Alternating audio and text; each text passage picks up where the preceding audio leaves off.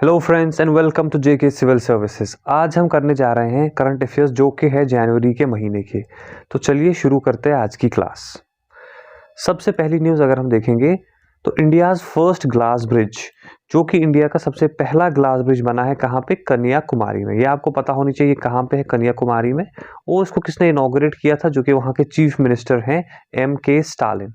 और अगर आपको एग्जामिनर पूछे कि ये किन दो जगहों को कनेक्ट करता है तो आपको पता होनी चाहिए विवेकानंद रॉक मेमोरियल और थिरुवल्लुर स्टैचू, जो कि आपको यहाँ पे इस पिक्चर में दिख रहा होगा।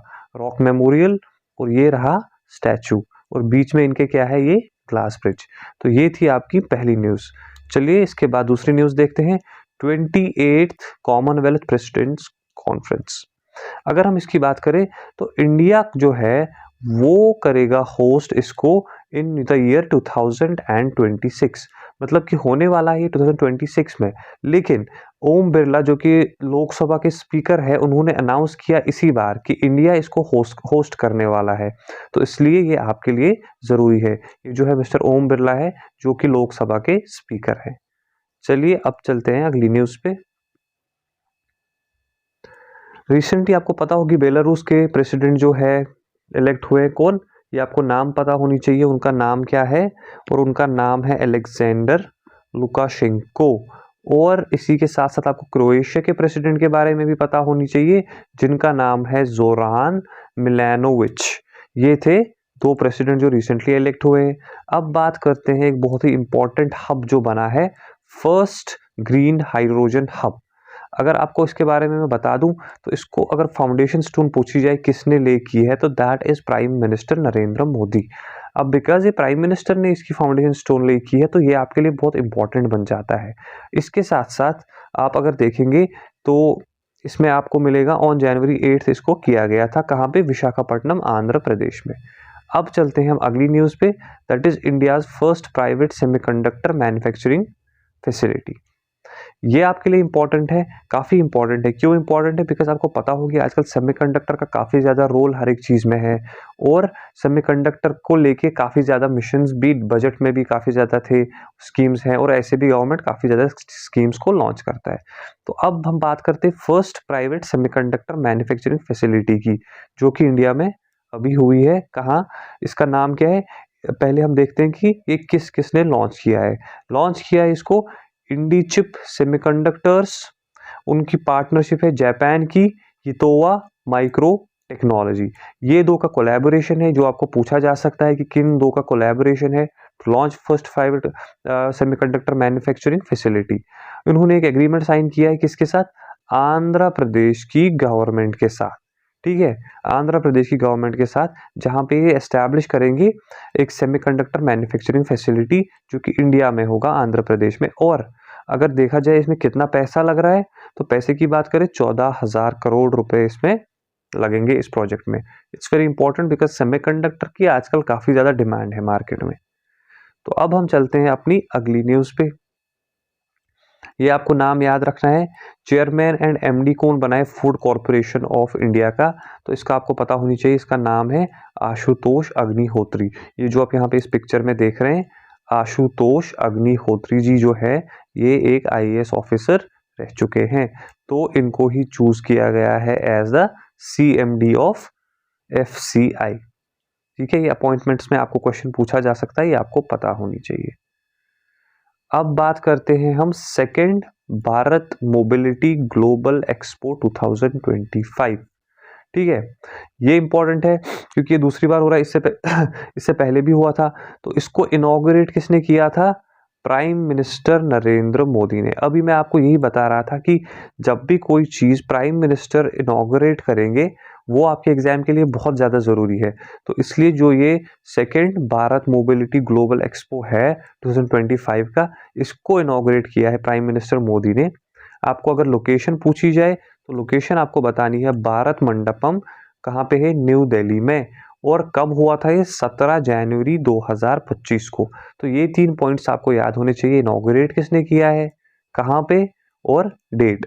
अब अगर आपको थीम के बारे में पूछा जाए कि थीम क्या है इस इवेंट की, थीम बेस्ड क्वेश्चंस आते हैं, जैसे डेज एंड थीम्स को लेके क्वेश्चंस आते हैं, तो थीम आपको पता होनी चाहिए इसकी बियॉन्ड बाउंड्रीज को creating future automotive value chain. ठीक है, वैल्यू चेन के बारे में आजकल काफ़ी ज़्यादा न्यूज़ रहती है, तो ये आपको पता होनी चाहिए। The theme of the second Bharat mobility global expo 2025 क्या है। तो ये आपके सामने मैंने थीम रख दी है, इसको आप एज सच याद करेंगे। ठीक है, ये जो थीम है इसको आपको याद करना है। तो चलिए आगे बढ़ते हैं। अब अगर आपको पूछा जाए कि लेबनान में रिसेंटली इलेक्शन होने के बाद प्राइम मिनिस्टर जो वहाँ पे बना, तो कौन बना? नवाब सालम इनका नाम है, जो यहाँ पे प्राइम मिनिस्टर बने हैं ऑफ लेबनान। ये यहाँ पे आप पिक्चर में देख रहे हैं। उसके बाद आपको पूछा जाए कि एयरलैंड में, और ये नए मतलब कि न्यू पीएम, ठीक है, इससे पहले ये नहीं थे, कोई और था। लेकिन जब आपको एयरलैंड के बारे में पूछा जाए तो वहाँ पे माइकल मार्टिन जो है वो इससे पहले भी पीएम थे एंड ही इज री इलेक्टेड। और आपके सामने कभी ये वाली टर्म जो आप यहाँ पे देख रहे हैं ना, TAOISEACH, ये आपको याद रखना है। ये भी आ सकती है एग्जाम में, टाउसिच या फिर पीएम, दोनों में से कुछ भी पूछा जा सकता है। तो इसका मतलब सेम ही है, आपको पता होनी चाहिए क्या आंसर है इसका, Michael Martin. This is from Ireland and Nawab Salam is from Lebanon. आगे बढ़ते हैं हम अपनी अगली न्यूज़ पे। अब आती है नेशनल टर्मरिक बोर्ड को लेके न्यूज़। ये न्यूज़ है आपके लिए बहुत इंपॉर्टेंट। क्यों? क्योंकि एक नया बोर्ड बना है जो कि है नेशनल टर्मरिक बोर्ड। ये क्यों इंपॉर्टेंट है, आपके माइंड में क्वेश्चन आएगा। क्योंकि ये नेशनल टर्मरिक बोर्ड इसलिए इंपॉर्टेंट है बिकॉज आपको पता है टर्मरिक को लेके काफ़ी ज़्यादा रिसर्च चल रहा है, अभी काफ़ी ज़्यादा रिसर्च चल रहा है, जिसकी वजह से अब इसके लिए एक बोर्ड भी बनाया गया। आपको पता होगी, इसको माना जाता है कि ये बहुत सारी डिजीजेस को ट्रीट करने में काम आती है। अब अगर आपको पूछा जाए कि इसको इनॉग्रेट किसने किया, ठीक है, किसने इनॉग्रेट किया इसको, जो कि कॉमर्स मिनिस्टर हैं, या union minister for commerce and industry. ये आप मुझे आंसर में बता दो कि कौन है। ठीक है, ये आप मुझे कमेंट्स में बता दो कि कौन है जो कॉमर्स मिनिस्टर इस टाइम पे इंडिया का, कौन है यूनियन मिनिस्टर ऑफ कॉमर्स, आप मुझे बता दो। अगर आपको पूछा जाए हेडक्वार्टर कहाँ पे है, तो तेलंगाना में है, निज़ामाबाद तेलंगाना, यहाँ पे इसके हेडक्वार्टर्स हैं। और आपको अगर बिकॉज अब ये बोर्ड सेटअप किया गया तो आपको पूछा जा सकता है कि लार्जेस्ट प्रोड्यूसिंग स्टेट्स कौन है टर्मरिक की, तो आपको पता होनी चाहिए महाराष्ट्र सबसे ज़्यादा, फिर तेलंगाना, फिर कर्नाटका और फिर तमिलनाडु। मतलब आपको असेंडिंग डिसेंडिंग ऑर्डर के बारे में पता होनी चाहिए। महाराष्ट्र सबसे ज़्यादा, फिर तेलंगाना, फिर कर्नाटका और फिर लास्ट में तमिलनाडु। तो मोस्टली आप इसको साउदर्न स्टेट्स में ही ज़्यादा देखोगे टर्मरिक जो आपको मिलता है।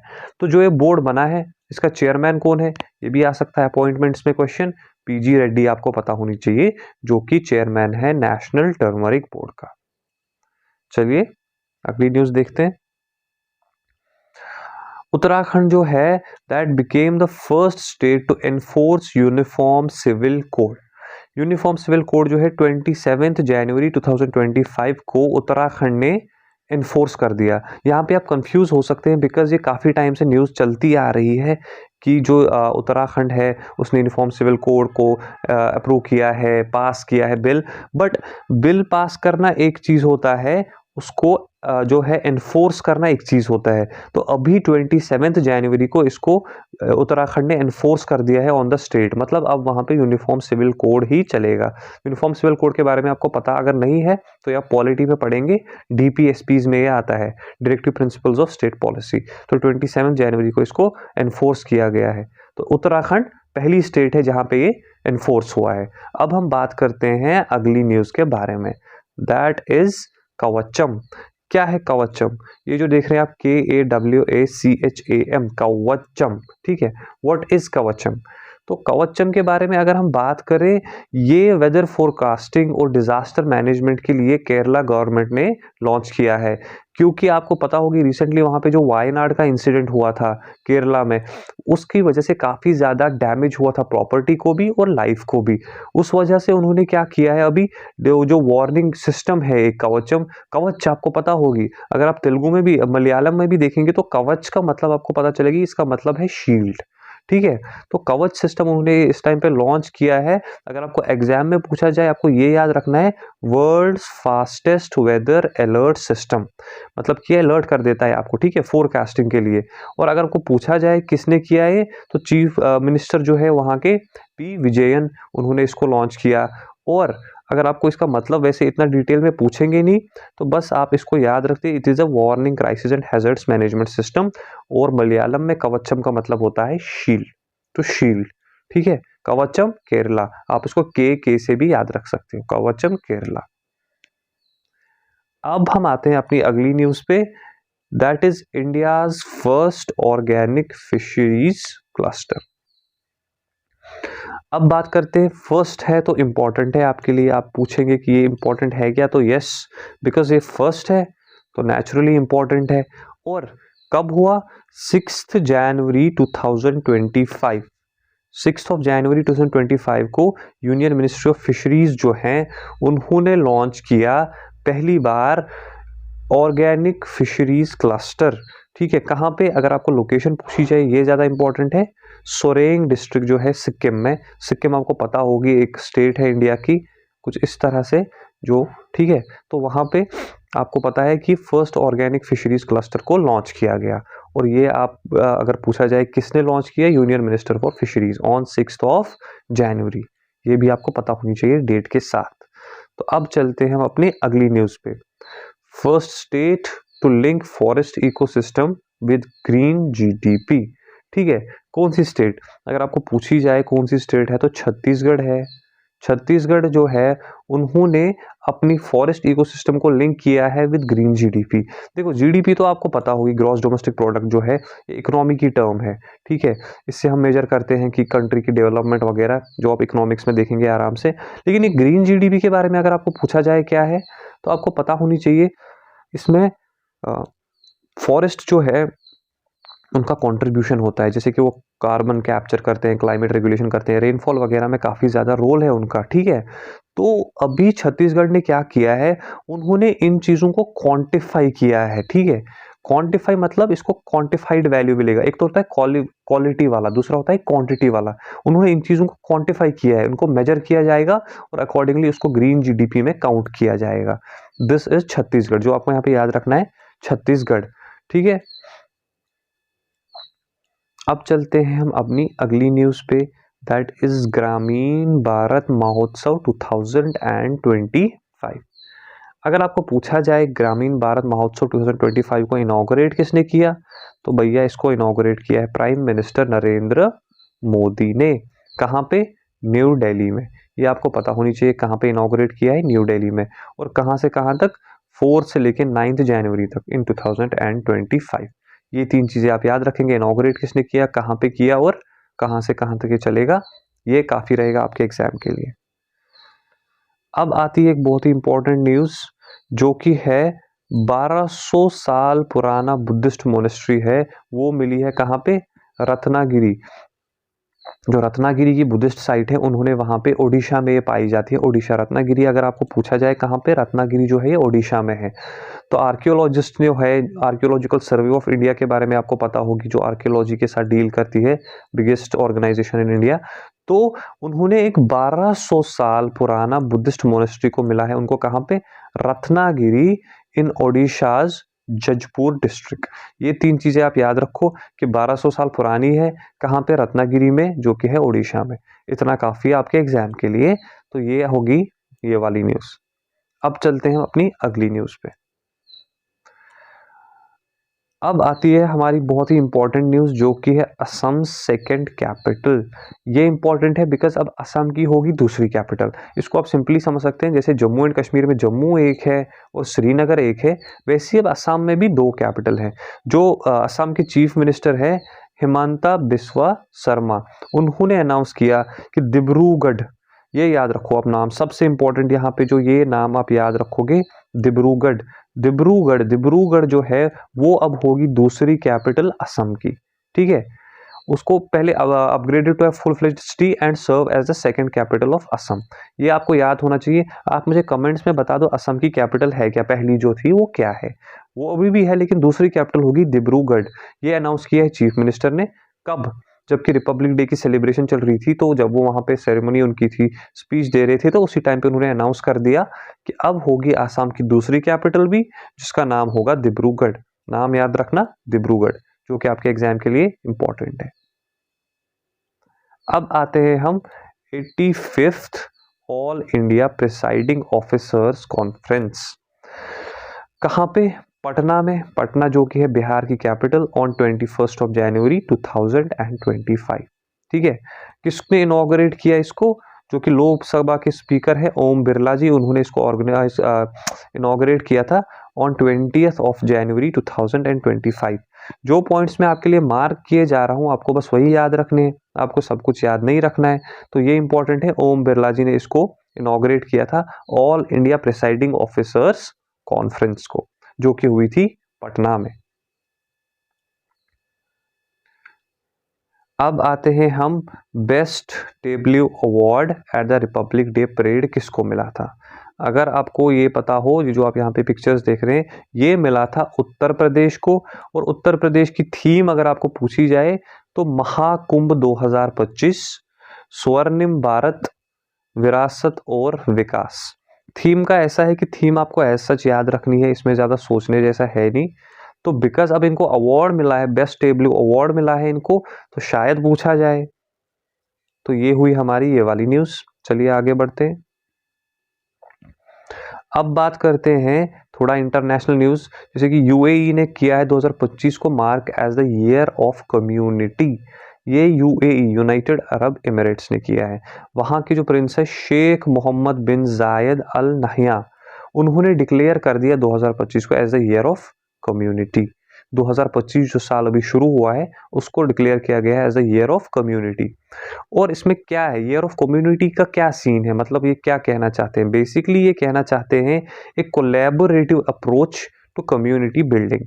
तो ईयर ऑफ कम्युनिटी इसको इसलिए बोला गया। अगर आपको स्लोगन पूछा जाए इसका क्या है, तो that is hand in hand, हाथों में हाथ डाले साथ में चलेंगे, that is the year of community. ये किसने किया है 2025 को year of community? Very important, United Arab Emirates. Okay, तो अब चलते हैं आगे। अब आता है हमारा एक और important topic, that is Quad foreign ministers meet. देखो सर, यहाँ पे आपको एक चीज़ याद रखनी है कि क्वाड जो है इसकी मीटिंग्स होती हैं, बहुत सारी मीटिंग्स होती है, लेकिन ये फॉरेन मिनिस्टर्स मीटिंग है। ठीक है, फॉरेन मिनिस्टर्स, आपको पता है बहुत सारे एक्सटर्नल अफेयर्स जो मिनिस्टर होते हैं, फॉरेन मिनिस्टर्स जो, जैसे इंडिया में आपको पता होगी जो है एस जयशंकर, यहाँ पे आप देखिए खड़े हैं, ये इंडिया के फॉरेन मिनिस्टर हैं। तो ऐसी बाकी कंट्रीज़ के भी फॉरेन मिनिस्टर्स है। इसमें 4 कंट्रीज़ अगर आपको पूछी जाए, यूनाइटेड स्टेट्स, ऑस्ट्रेलिया, इंडिया और जापान, ये मिल रहे हैं टू। बेसिकली इनका कंसर्न इस टाइम पे क्या है? चाइना है। वेल आपको इतना तो छोड़ दो, इसका तो क्या ही करना है, आपके एग्जाम का काम का नहीं है। बट फॉरेन मिनिस्टर्स की मीट है जो वॉशिंगटन डीसी में हुई थी। ये आपको बस जगह याद रखनी है। अगर आपको पूछे जाए कि क्वाड फॉरेन मिनिस्टर्स मीट कहाँ पे हुआ था, वॉशिंगटन डीसी में हुआ था। ठीक है, चलिए अब आते हैं हम अपनी अगली न्यूज़ पे। Senior national men's handball championship, ये जो यहाँ पे पिक्चर देख रहे हैं ये होती है हैंडबॉल। यहाँ पे जो आप इमेज देख रहे हैं दिस इज हैंडबॉल। अब यहाँ पे आपको पूछा जा रहा है कि नेशनल मेंस हैंडबॉल चैंपियनशिप जो हुई है इसमें कौन विक्टोरियस इमर्ज हुआ? That is Kerala. केरला इसमें विक्टोरियस इमर्ज हुआ हैंडबॉल में, और पहली बार उन्होंने ये जीता है, मतलब उनकी पहली ट्रॉफी थी ये। और फाइनल में उन्होंने हरा दिया चंडीगढ़ को विद द स्कोर ऑफ 34-31। तो अगर आपको याद रखना है यहाँ पे सबसे इंपॉर्टेंट ये कि केरला ने हरा दिया किसको? चंडीगढ़ को। स्कोर याद नहीं रखोगे चलेगा। और अगर प्लेयर ऑफ द टूर्नामेंट की बात करें तो दैट वाज देवेंद्र, जो कि केरला से ही थे। और बेस्ट गोलकीपर की अगर बात करें दैट वाज राहुल, वो भी केरला से ही थे। अब इन्होंने जीता है तो पॉसिबली उन्हीं से ही ज़्यादा अच्छे प्लेयर होंगे। तो ये आपको याद रखना है, और ये इनकी पहली ट्रॉफी है इसलिए ये भी आप याद रखना। अब चलते हैं हम अपनी अगली न्यूज़ पे, that is the 82nd golden globe awards, जो कि मिलती है मूवीज़ वगैरह को। गोल्डन ग्लोब अवार्ड मूवीज़ वगैरह को मिलता है। और इसमें अगर बेस्ट फिल्म ड्रामा, देखो कैटेगरीज बहुत सारी होती है but drama is considered to be a category, और दैट इज द ब्रूटलिस्ट इसका आंसर है। That's best drama, best movie जो है ड्रामा सेक्टर में। अगर बेस्ट मेल एक्टर ड्रामा की बात की जाए तो एड्रियन ब्रोडी, वो भी ब्रूटलिस्ट के एक्टर थे, क्या नाम है? Adrien Brody. और अगर बेस्ट फीमेल एक्टर की बात की जाए तो Fernanda Torres, I am still here movie का नाम है। इसके लिए इनको अवार्ड मिला था। ये नाम आप याद कर लो एज सच, इसमें ज़्यादा समझने जैसा कुछ है नहीं। अब बात करते हैं 2025 under 19 women's T20 world cup की। अगर हम इसकी बात करें तो ये सेकेंड एडिशन था, मतलब कि इससे पहले एक बार हुआ था, अभी दूसरी बार हो रहा है। तो होस्ट कहाँ पे? मलेशिया। इन 2025 ही हुआ है मलेशिया में, ठीक है। तो अगर आपको पूछा जाए कि चैंपियन कौन है, मतलब ये किसने जीता, तो आंसर है इंडिया। अब यहाँ पे इंपॉर्टेंट क्या है कि इंडिया का दूसरा टाइटल है और एडिशन भी सेकंड ही है। इसका मतलब ये है कि 2 बार ये टूर्नामेंट हुआ है, दोनों बार इंडिया ने ही जीता है इसको। तो ये आप याद रखना कि इंडिया चैंपियंस थे। और प्लेयर ऑफ द सीरीज अगर पूछा जाए, गोनगाड़ी त्रिशा, ठीक है, ये नाम आप याद कर लो from the under 19 women's T20 world cup. तो चलिए अगली न्यूज पे चलते हैं। नेशनल स्पोर्ट्स अवार्ड्स के बारे में थोड़ा बात करते हैं, क्योंकि रिसेंटली अवार्ड्स डिक्लेयर हुए थे और इसमें कुछ अवार्ड्स इंपॉर्टेंट है, जैसे मेजर ध्यानचंद खेल रत्न अवार्ड। आप मुझे कमेंट्स में बताओ कि मेजर ध्यानचंद जो है इस खेल रत्न अवार्ड, इसका पहले नाम चेंज करने से पहले इसका क्या नाम था। अब यहाँ पे हम देखते हैं, अगर देखेंगे तो 4 लोगों को इस बार ये अवार्ड मिला है। और 4 लोग कौन है? एक तो मिस्टर गुकेश है। गुकेश आपको पता होगी, चेस है, जो अभी चेस चैंपियनशिप उन्होंने हराया था लेरेन को। उसके बाद श्री हरमनप्रीत सिंह है, उन्होंने हॉकी में जीता। प्रवीण कुमार है, पैरा एथलेटिक्स। और मन्नू बकेर है, शूटिंग। ये 4 नाम आपको याद करने हैं, बिकॉज इससे क्वेश्चन ऐसे ही पूछे जाएंगे कि मैच कर दो कि कौन किससे है या इनमें से कौन सा अवार्ड जीता है। अब बात करते हैं अर्जुना अवार्ड की। अर्जुना अवार्ड में आपको मैं लाइफ टाइम का बता रहा हूँ, यानी कि इस बार के लिए या 2024 साल के लिए किसको मिला, बट लाइफ टाइम अचीवमेंट किनको मिली है, उसमें 2 लोग आते हैं। उसमें आते हैं श्री शूचा सिंह, जो कि एथलेटिक्स से डील करते हैं, और मिस्टर मुरलीकांत राजाराम पेटकर, जो पैरा स्विमिंग में है। इनको मिला है इस टाइम पे अर्जुना अवार्ड। ये भी स्पोर्ट्स के फील्ड में मिलता है। अब चलते हैं हम Dronacharya award for outstanding coaches. देखो, द्रोणाचार्य आपको पता होगी, द्रोणाचार्य जो है वो गुरु था, तो इसलिए ये दिया जाता है गुरु को, मतलब कि कोच को, ठीक है। तो किसको मिला इस बार? अगर आपको पूछा जाए तो 3 लोग इस कैटेगरी में आते हैं। श्री सुभाष राणा, जो पैराशूटिंग के कोच थे। उसके बाद मिस दीपाली देशपांडे, शूटिंग के कोच थे। और श्री संदीप संगवान, जो कि हॉकी के कोच थे। इनको मिलता है द्रोणाचार्य अवार्ड, यानी कि कोच का अवार्ड, ठीक है। ये तीनों कोच है, ये आपको याद रखना है। अब लाइफ टाइम कैटेगरी अगर द्रोणाचार्य की बात करें तो इसमें आप याद रख लेते, मुरलीधरन को बैडमिंटन के लिए मिला है और श्री अरमांडो एंजेलो कोलाको को मिला है फुटबॉल के लिए। लाइफ टाइम अचीवमेंट है। जो इससे पहले था that was for the year that went, और ये जो है ये लाइफ टाइम जिन्होंने अचीव किया है कुछ, ये उसका अवार्ड है। अब हम आते हैं इसके बाद राष्ट्रीय खेल प्रोत्साहन पुरस्कार। प्रोत्साहन पुरस्कार राष्ट्रीय खेल का जो है वो किसको मिला है इस बार? Physical education foundation of India को। ये याद रखना आप, ये इंपॉर्टेंट मुझे लग रहा है। Physical education foundation of India को मिला है राष्ट्रीय खेल प्रोत्साहन अवार्ड या पुरस्कार। पुरस्कार मतलब अवार्ड, ठीक है। उसके बाद हम आते हैं मौलाना अबुल कलाम आज़ाद ट्रॉफी, MAKA जो है शॉर्ट फॉर्म है, याद रख लेना। ये मौलाना अबुल कलाम आज़ाद ट्रॉफी 2024 की किसको मिली है? चंडीगढ़ यूनिवर्सिटी को, ठीक है। ये याद रखना, यूनिवर्सिटी बेस्ड क्वेश्चन है, तो शायद इसमें से भी पूछ ले किसको मिला है? चंडीगढ़ यूनिवर्सिटी को, ठीक है। तो चलिए आगे चलते हैं। ये तो सबको न्यूज़ पता होगी कि 47वें प्रेसिडेंट कौन बने USA के, तो वो बने हैं डोनाल्ड ट्रंप। 47वें प्रेसिडेंट है, ये याद रखना। अगर पूछा जाए कि कितने नंबर के प्रेसिडेंट है, तो 47वें प्रेसिडेंट है डोनाल्ड ट्रंप। हाँ, एक चीज़ जो आपको यहाँ पे याद रखनी है, जब उनकी स्वेरिंग इन सेरेमनी थी ना, मतलब जब ओथ लेनी होती है, तो उस टाइम पे इंडिया को वहाँ पे रिप्रेजेंट किया था जो फॉरेन मिनिस्टर है हमारे, या external affairs minister, mister S Jaishankar. यहाँ पे आप इस इमेज में देख रहे हैं, ये जो है हमारे फॉरेन मिनिस्टर जयशंकर जी हैं। तो ये थे वहाँ पे प्रेजेंट मीटिंग में, सॉरी ओथ सेरेमनी में। 47वें प्रेसिडेंट थे डोनाल्ड ट्रंप। अब बात करते हैं चेस के बारे में, क्योंकि चेस आजकल काफ़ी न्यूज़ में है, इंडिया के चैंपियन बने हैं, तो यहाँ से भी क्वेश्चन पूछा जा सकता है। वर्ल्ड ब्लिट्स चेस चैंपियनशिप 2024 की अगर बात की जाए तो कौन इसके मतलब विक्ट्री जिन्होंने ली थी, तो वो शेयर किया गया था। मतलब कि इसमें एक सिंगल विक्टोरियस कोई इमर्ज नहीं हुआ, शेयर किया गया था ग्रैंड मास्टर्स मैग्नस कार्लसन और एन निपोनमोनियासिच। ये आप खुद देख लो इसको प्रोनाउंसिएट करके, बट आप इसको ऐसे याद कर लो क्योंकि ये कुछ अलग तरह का नाम है। तो मैग्नस कार्लसन और इसने इसको शेयर कर दिया था। 2024 का जो FID world blitz chess championship है उसको शेयर किया गया था। अगर वुमेन के बारे में किया जाए तो चाइना से आई थी जू विनजुन, उन्होंने जीता था। और अगर पूछा जाए कि ये कहाँ पे ऑर्गेनाइज हुआ था तो ये ऑर्गेनाइज हुआ था न्यूयॉर्क में। ओके, अब चलते हैं अगली न्यूज पे जो कि है women's hockey India league. Women's hockey India league के बारे में मैं आपको बता दूं तो ये इस बार अगर पूछा जाए आपको किसने जीता तो ओडिशा वॉरियर्स ने जीता है। ठीक है, और इन्होंने हराया था सुरमा HC को 2-1 के स्कोर से। तो आपको फाइनलिस्ट के बारे में पता होनी चाहिए। ओडिशा वॉरियर्स ने हराया था किसको, सुरमा HC को 2-1 के स्कोर से। तो ये था हमारा वुमेन्स हॉकी इंडियन लीग के बारे में। तो अब चलते हैं हम अगली न्यूज पे, world university rankings by subject. Again important because education को लेके है, तो एजुकेशन को लेके है तो इंपॉर्टेंट तो होगा।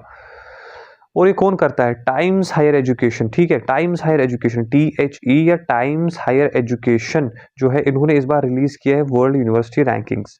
हमारे लिए क्या इंपॉर्टेंट है इसमें, हमको बस ये याद रखना है कौन करता है, टाइम्स हायर एजुकेशन नंबर 1। और हमारे लिए इंपॉर्टेंट सबसे ज्यादा ये है कि IISc Indian institute of science जो कि बेंगलोर में है, ठीक है, वो आया है इस बार टॉप 100 यूनिवर्सिटीज में। और सबसे इंटरेस्टिंग बात यह है कि ये पहली बार इंडिया से कोई टॉप 100 में आया है in the ranking of top higher education. एक बात तो ये है, दूसरी बात ये है कि आपको पूछा जाए किस में, कंप्यूटर साइंस में।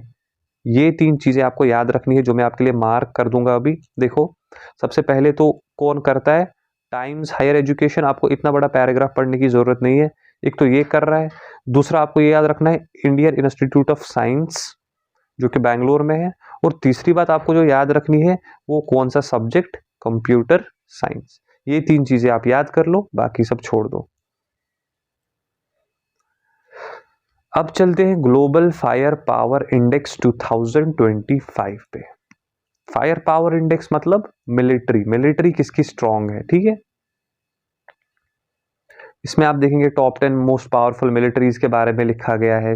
तो इसमें अगर आपको पूछा जाए कि इंडेक्स के हिसाब से जब रैंकिंग हुई है तो सबसे टॉप पे United states, of course Russia, of course China, और चौथे नंबर पे है इंडिया। तो इंडेक्स में इंडिया का नंबर है 4 जो आपको याद रखना है। अगर पूछा जाए इंडिया का नंबर क्या है, 4। अगर पूछा जाए कि टॉप पे कौन है तो यूनाइटेड स्टेट्स, USA की मिलिट्री सबसे पावरफुल कंसिडर की गई है as per the Global Fire Power Index 2025।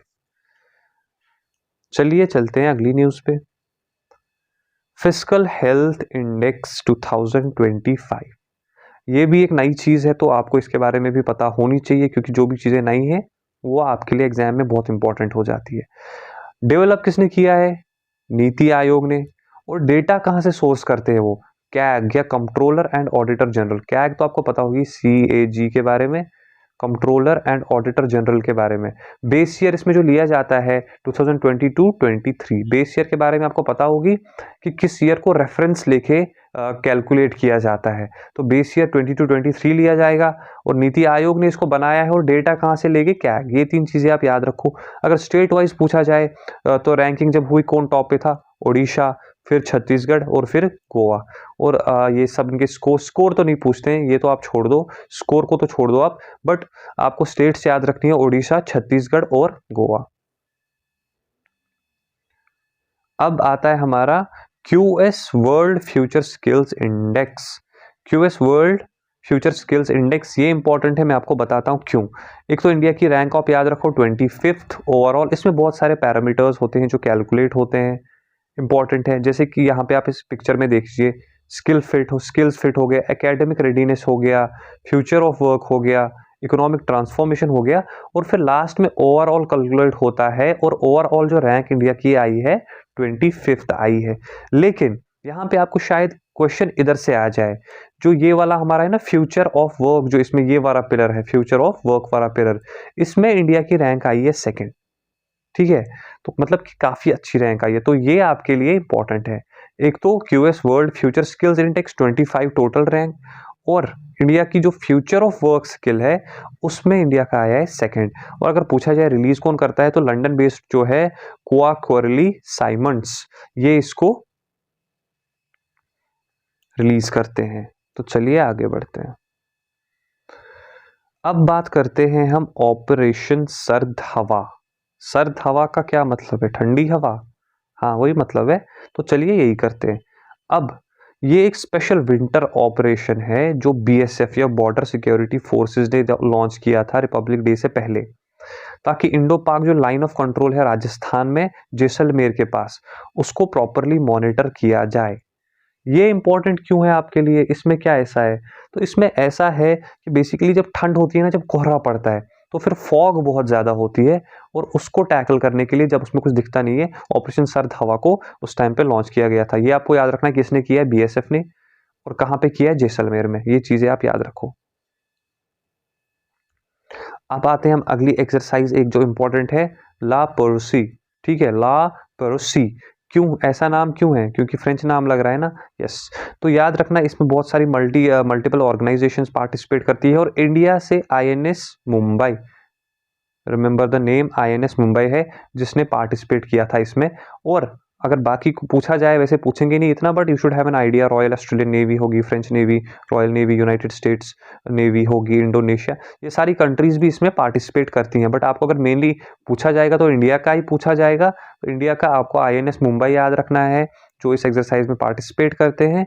और पूछा जा सकता है कि एक्सरसाइज जो है ये कहाँ पे होती है, तो straits between Indian Ocean and Pacific Ocean, as well as Malacca, Sunda and Lombok, ये स्ट्रेट्स का नाम है। ज्योग्राफी में आप ये सब पढ़ेंगे, जैसे स्ट्रेट क्या होता है, एक स्मॉल वाटर बॉडी जो बड़ी वाटर बॉडीज को कनेक्ट करती है। तो चलिए कभी ज्योग्राफी की क्लास होगी तो वहाँ पे पढ़ेंगे हम।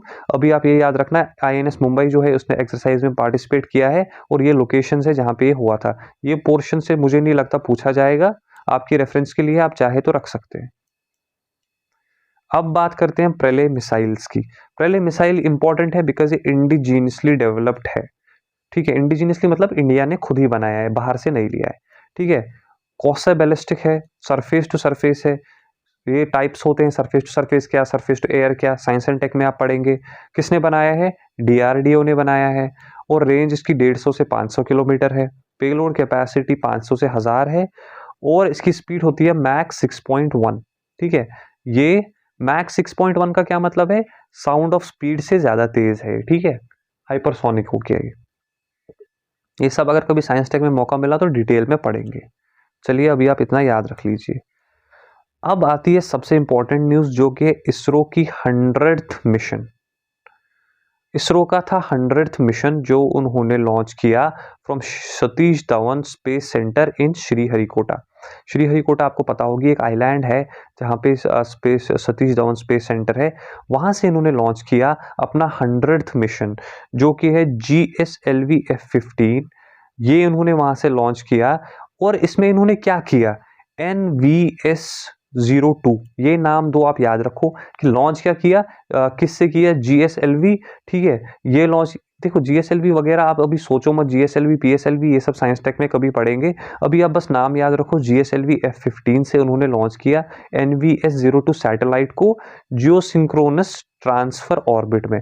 ये ऑर्बिट्स होती हैं जहाँ पे सैटेलाइट्स को लॉन्च किया जाता है। जियोसिंक्रोनस ट्रांसफर ऑर्बिट होगी या जियो स्टेशनरी ऑर्बिट होगी, ये सारी ऑर्बिट से कभी पढ़ेंगे। अगर आपको पूछा जाए, वैसे पूछेंगे नहीं, बट याद रखना NVS-2 जो है ये क्या है, बेसिकली एक रिप्लेसमेंट सैटेलाइट है, जो कि इंडियन रीजनल नेविगेशन सैटेलाइट या नाविक, या तो IRNSS आपका वहां पे पूछा जाएगा, या फिर NAVIC पूछा जाएगा, सॉरी NAVIC, नाविक। ये चीजें आपको पूछी जा सकती है, इनमें से आप चूज करो और फिर देखो कि क्या आप मैच करेगा वहां पे आंसर, इसको रिप्लेस करने के लिए। ठीक है, ये था 100th mission of ISRO. 100th mission है तो इंपॉर्टेंट है। इसी के साथ साथ इसरो की एक और न्यूज अगर आप देखेंगे, उन्होंने 3rd लॉन्च पैड भी बनाने का डिसाइड किया है। यूनियन कैबिनेट ने अप्रूव कर दिया है इसको। जो 3rd लॉन्च पैड है कहाँ पे, जैसा कि अभी मैंने आपको बता दिया था, सतीश धवन स्पेस सेंटर जो श्रीहरिकोटा आंध्र प्रदेश में। ठीक है, श्रीहरिकोटा आइलैंड, और third launch pad. Launch pad मतलब जहां से लॉन्च करते हैं मिसाइल्स को, ठीक है। अभी 2 हैं, तीसरा बनाएंगे तो ज़्यादा से ज़्यादा फिर लॉन्च कर सकते हैं, ठीक है। अब आते हैं हम एक और इसरो की न्यूज़ पे, क्योंकि इसरो आजकल काम बहुत ज़्यादा कर रहा है। एग्रीकल्चर का लेने का जिम्मा लिया है इसरो ने स्पेस में, ठीक है। सक्सेसफुली उन्होंने जर्मिनेट कर दिया है काउपी सीड्स इन स्पेस। अब आप खुद सोचो, स्पेस में उन्होंने जर्मिनेट कर दिया है इसको, मतलब अब स्पेस में जाके खेती बाड़ी होने वाली है। बहुत अच्छी बात है, ठीक है। और इसका अगर आपको पूछा जाए तो ये आप याद रखेंगे, compact research module for orbital plant studies या क्रॉप्स। क्रॉप्स तो आपको पता होगी ना, क्रॉप्स ऑफ एग्रीकल्चर के साथ रिलेट कर सकते हैं, ठीक है। तो ये इसकी फुल फॉर्म है, ये भी आप याद कर लीजिए। PSLV C60 मिशन है। PSLV GSLV ये मैंने अभी आपको बता दिया था कि ये पढ़ेंगे कभी, तो आप अभी यहाँ पे PSLV, इसको कंफ्यूज नहीं करना, इससे पहले GSLV था, ये PSLV है, ठीक है। लॉन्च किया गया था इसको 30 दिसंबर 2024 में, ठीक है। और इसके बाद ये जनवरी के महीने में गया वहां पे, फिर वो सीड्स बाहर आ गए, फिर जर्मिनेट हो गए जनवरी के महीने में। तो क्या नाम है इसका? Crops, okay. अगर पूछा जाए क्रॉप्स जो है उसमें क्या इंपॉर्टेंट है, तो वो जर्मिनेट कर रहा है सीड्स को स्पेस में, और उसमें क्या है? PSLV C60 mission. अब चलते हैं हम एक और, जो कि है Scott SCOT mission, space camera for object tracking, ठीक है। और इसको किसने बनाया है? दिगंतारा, ठीक है, इसका मिशन है ये आप याद रखेंगे। ये एक स्टार्टअप है, इंडिया का है, नाम से पता चलता है इंडिया का ही है, तो इंडिया का है तो इंपॉर्टेंट है। SCOT है, स्पेस कैमरा फॉर ऑब्जेक्ट, इससे सर्विलेंस होगी। जैसा कि आपको पता है स्पेस कैमरा है, तो स्पेस कैमरा है तो कैमरा क्या करेगा? सर्विलेंस ही करेगा, और क्या करेगा, ठीक है। और लॉन्च किया गया था स्पेस एक्सेस ट्रांसपोर्टर 12 मिशन के साथ, मतलब लॉन्च इसको जो किया गया था किसके साथ? स्पेस एक्स का जो था ट्रांसपोर्टर 12। ये 2 चीजें याद रखना, एक तो दिगंतारा का है और स्पेस एक्स का ट्रांसपोर्टर 12 है, जिसके इसको लॉन्च किया गया था। आप मुझे कमेंट्स में बताओ स्पेस एक्स जो है ये किसकी कंपनी है, ठीक है। चलिए अब आते हैं हम एक और न्यूज पे, डायमंड इंप्रेस्ड ऑथराइजेशन स्कीम, ठीक है। यहां पे आपको क्या याद रखना है? सबसे पहले department of commerce, very important, जिसने इसको इंट्रोड्यूस किया है। इससे क्या होगा? ड्यूटी फ्री जो है import of natural cut and polish diamonds किया जाएगा एक्सपोर्ट पर्पजेस के लिए। ये बात आप याद रखना भाई, एक्सपोर्ट पर्पजेस के लिए इसको किया जाएगा, ठीक है। और इससे क्या होगा कि कॉम्पिटिटिव मार्केट जो है अभी दुनिया में डायमंड्स का, वहां पे इंडिया भी अपना नाम कमाएगी। आपके लिए बस इतना इंपॉर्टेंट है कि इसको किसने किया है? Department of commerce. ये जो यहाँ पे मैं मार्क कर रहा हूँ आपके लिए, बस ये ज्यादा इंपॉर्टेंट है, डिपार्टमेंट ऑफ कॉमर्स। ये आप याद रखेंगे, अगर DIA स्कीम पूछी जाए किसने लॉन्च की है, इंट्रोड्यूस की है, तो डिपार्टमेंट ऑफ कॉमर्स। अब आते हैं हम 6th इंटरनेशनल मिलेट फेस्टिवल पे। ये है इंपॉर्टेंट बिकॉज आपको पता है कि मिलेट, ईयर ऑफ मिलेट्स भी मनाया गया था पहले, तो अब इस वजह से 6th इंटरनेशनल मिलेट फेस्टिवल पे भी अच्छा खासा ध्यान दिया जा रहा है। कहाँ पे? बेंगलोर कर्नाटका में। कहाँ से कहाँ तक? 23 से 25 जनवरी तक। और ये आपको याद रखनी है इसकी थीम क्या है। थीम बहुत इंपॉर्टेंट होती है ऐसी चीज़ों में, तो थीम इसकी है transformation of agri foods systems through agro ecology a global perspective. देखो सर, इसमें आपको याद करना है, इसमें कुछ समझने जैसा है नहीं, बस इतना याद रखो, मिलेट्स को लेके इंडिया काफ़ी ज़्यादा काम कर रही है आजकल, क्योंकि मिलेट्स को कंसिडर किया जा रहा है कि ये काफ़ी अच्छा फूड भी है और एग्रीकल्चर के लिए भी अच्छा रहेगा और सॉइल हेल्थ के लिए भी अच्छा है। तो इतना याद रखो, बेंगलुरु में 23 से 25 जनवरी, और ये इसकी थीम है, ये आप पढ़ लेना। और ये थी कुछ इंपॉर्टेंट न्यूज़ जो कि मैंने जनवरी से ली थी, और भी कुछ इंपॉर्टेंट होगा तो वो मैं आपके लिए लेके आऊँगा, बट मैंने कोशिश की है कि जो भी आपके एग्जाम के लिए इंपॉर्टेंट था वो सब मैं आपके लिए लेके आऊँ। और अब आज का लेक्चर हम यहीं पे ख़त्म करते हैं और मिलते हैं अगली क्लास में। Till then bye bye.